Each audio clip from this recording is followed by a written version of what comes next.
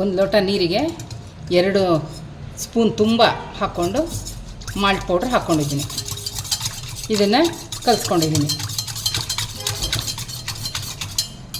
ಈಗ ಸ್ಟವ್ ಮೇಲಿಟ್ಟು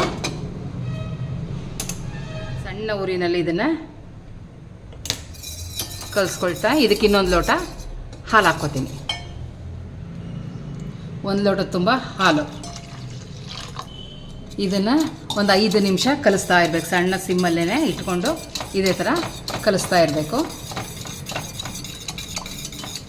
ನೀವು ಜಾಸ್ತಿ ಕ್ವಾಂಟಿಟಿ ಮಾಡ್ಕೋಬೇಕಾದ್ರೆ ಈ ಮೆಥಡ್ ಉಪಯೋಗಿಸಿ. ಸಣ್ಣ ಒಂದೇ ಲೋಟ ಸಾಕು ಅಂದರೆ ಅರ್ಧ ಲೋಟ ಹಾಲು, ಅರ್ಧ ಲೋಟ ನೀರು ಹಾಕ್ಕೊಂಡು 1 ಸ್ಪೂನು ಮಾಲ್ಟ್ ಪೌಡ್ರ್ ಹಾಕ್ಕೊಂಡು ಈ ಥರ ಬೇಕಾದರೂ ಕಲಿಸ್ಕೋಬೋದು. ಇಲ್ಲದಿದ್ರೆ ನೀವು ಈ ಥರ ಮಾಡ್ಕೊಳ್ಳಿ.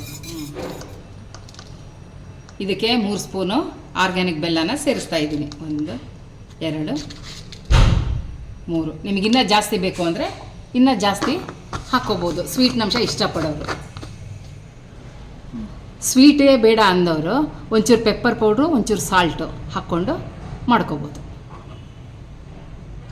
ನೋಡಿ, ಮಾಲ್ಟ್ ರೆಡಿಯಾಗಿದೆ. ಕುಡಿಯೋದಕ್ಕೆ ನೀವು ಇಷ್ಟು ನೀರು ಮಾಡಿಕೊಂಡ್ರೆ ಸಾಕು. ಇಲ್ಲ ಸ್ವಲ್ಪ ಗಟ್ಟಿ ಬೇಕು ಅಂತಂದರೆ ಇನ್ನೊಂದು ಅರ್ಧ ಸ್ಪೂನು ಮಾಲ್ಟ್ ಪೌಡ್ರ್ ಹಾಕ್ಕೋಬೋದು. ಕುಡಿಯೋದಕ್ಕೆ ಮಾತ್ರ ಇದು ಪರ್ಫೆಕ್ಟ್ ಆಗಿದೆ.